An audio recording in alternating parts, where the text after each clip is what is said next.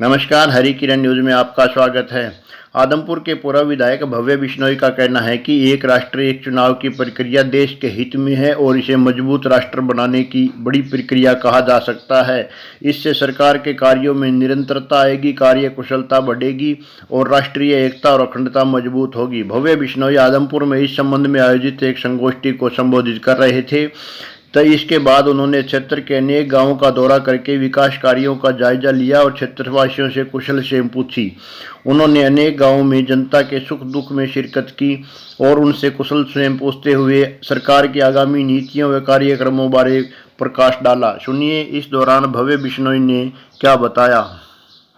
चौक के ऊपर मुझे कई साथियों के फ़ोन आए थे, बात भी हुई थी आपसे कि जो पाइप दबरा है माल में कहीं कमी है या घुमा दिया जी उस टाइम में, उसके बाद में ठीक करवा के अपना द्वार। हाँ, तो करा के जो हमारे घर परिवार के लोग हैं जैसा एक है तो वैसे इतना लंबा काम खिंच गया तो बिल्कुल अच्छा। आप पर्सनली देखिए, क्वालिटी में बिल्कुल भी हमें ना तो धांधली मंजूर है ना ही किसी प्रकार का विलम्ब मंजूर है। तो अच्छी क्वालिटी का काम हो और समय पर काम हो। तो आप थोड़ा इसको भी ठेकेदार को भी टाइट करो आप। हाँ बिल्कुल बिल्कुल। तो आप भी थोड़ा पर्सनली इसको देखना। आपका मैं करवाना चाह रहा हूँ, काफ़ी लोगों की सिफारिश आई थी, आपका काम अच्छा है, आपका बहुत आपका करवाऊँगा। चीफ साहब से बात हुई थी मेरी, मैं करवाता हूँ आपके काम से बहुत स्पेशल करवाना है। पिछले दिनों भी ई प्लान के तहत सभी गांव के हमने विकास कार्यों की सूची सरकार को दी है, खाड़ों की लिस्ट भी सरकार को हमने दी है। इसके साथ साथ विधानसभा चुनाव से पहले जिन जिन कामों की मंजूरी मिल गई थी, जो काम अप्रूव्ड हो गए थे, सैंक्शन हो गए थे, लेकिन जिनका बजट अभी तक जारी नहीं हुआ, HRDF के तहत, खेत कल्याण के तहत, वेगी के तहत, चाहे हमारे खाड़ों की जो डिमांड थी उसकी बात करें, चाहे ढाणियों में बिजली थी उसकी बात करें, या जो ग्राम पंचायतों से सरपंचों द्वारा जो लिस्ट हमारे पास आई थी, इन तमाम बातों को लेकर पिताजी और मैंने माननीय मुख्यमंत्री जी का समय दोबारा मांगा है और बहुत जल्द इन सभी कामों पर हम आपको सकारात्मक परिणाम देंगे, ऐसा मेरा विश्वास है। मैं जानता हूं कि मंडी आदमपुर की सड़कें भी काफ़ी खराब है। मैं आपको विश्वास दिलाता हूं कि आने वाले समय में आदमपुर मंडी की आपको एक भी सड़क खराब नहीं मिलेगी। क्रांति चौक में मैं मेरे संज्ञान में आया था, वो जो पाइप लाइन दबाई जा रही है क्रॉसिंग पर, वहाँ कुछ हमारे साथियों की शिकायत आई थी कि मार्ग ठीक नहीं लग रहा। अधिकारी आए क्या? पब्लिक हेल्थ के अधिकारी भी आए हुए हैं, उनसे मैं बातचीत करूँगा। SDO से बात हो भी गई है मेरी, तो उनको मैंने हिदायत दी है, दरख्वास्त भी किया है कि हमारे रहते हुए आगे तो उनको बुलाओ भाई, पब्लिक हेल्थ से है ना।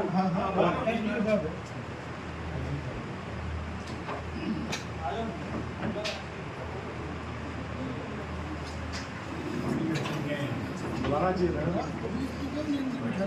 चलो एनीवे, चौधरी भजलाल परिवार के सदस्यों को बुलाना चाहिए था ना, मैंने कहा था। बात मेरी फ़ोन पे हो गई थी SDO से। तो इसके अलावा भी जो जो समस्याएं हमारे संज्ञान में आती है, आप भरोसा रखें, हम हाथों हाथ उनका समाधान करने का काम करेंगे। आज वैसे कोई भाषण देने की बात नहीं है, आज तो आपसे मिलने आया था, कई दिन हो गए थे, लेकिन एक विषय है जो आज पूरे देश के अंदर बहुत गंभीरता से चल रहा है, जिसके बारे में मुझसे पहले दोनों वक्ताओं ने बड़े अच्छे ढंग से चर्चा की। उस बारे में मैं सतन साहब मैं बहुत ही संक्षेप में बात करना चाहूँगा।